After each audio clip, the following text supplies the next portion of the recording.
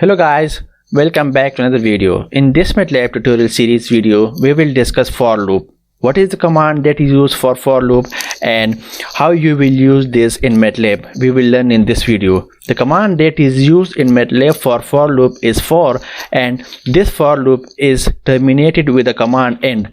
So anything write down between these two commands will be considered the for loop. After for, we place the expression, and for example I call the variable I and it stored the value from 1 to 5, and we do not need to put semicolon after 5 because it will run from 1 to 5 at that specific line. So I want to print the numbers that the for loop contains. So for example I want to print I. Just run this. As it can be seen, so it starts from 1 and after each time it is incremented by 1. So if I want to make clear the concept furthermore, I will write down the for loop with a function that will print out or display the factorial of a number that will be entered by a user. So for example I called in a number and I want to take the input from the user, that input enter the number. User will enter the number for which he would like to find out the factorial, and I call it fact, and it factorial will store in a fact and I equate it to 1.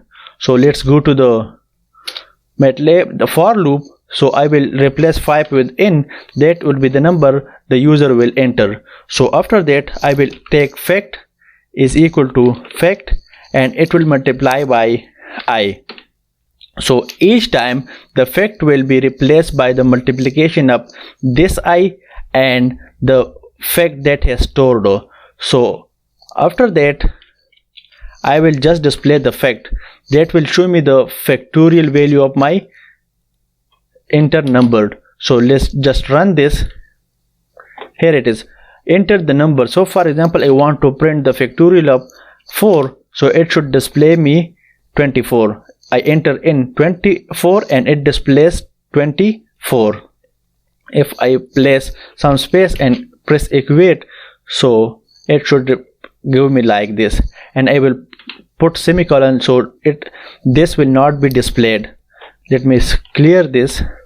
Now just run this.